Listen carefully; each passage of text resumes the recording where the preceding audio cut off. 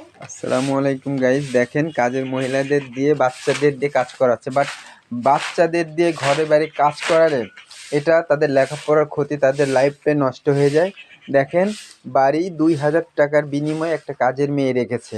কাজের মেয়েটার মা অসুস্থ, আর সে বাধ্যতামূলক মানুষের বাড়ি কাজ করে মার চিকিৎসা, খাবার, ওষুধ জোগাড় করার জন্য মানুষের বাড়ি কাজ করছে দাঁড়ে দাঁড়ে। বাট দেখেন কিভাবে মেয়েটা কাজ করতেছে, দেখেন কিভাবে মেয়েটাকে ধরে মারতিছে। এটা এত খারাপ যে মেয়েটাকে ধরে মারতিছে। আম্মু, তোমার কি এখানে কাজ করতে অনেক কষ্ট হয়? হ্যাঁ। তোমার বাড়ি কে কে আছে? তোমার বাড়ি কে কে আছে? আমি আছি খাই। গাইজ, যাই হোক, বাচ্চা মেয়েদের দিয়ে বাড়ি ঘরে কাজ করানো মানে হচ্ছে শিশু নির্যাতন। বাট আপনারা আমার ভিডিওটা ভালো লেগে থাকলে অবশ্যই লাইক কমেন্ট দিবেন। আর ওকে মাঝে মধ্যে ধরে মারধর করে, চুল ধরে। হাই।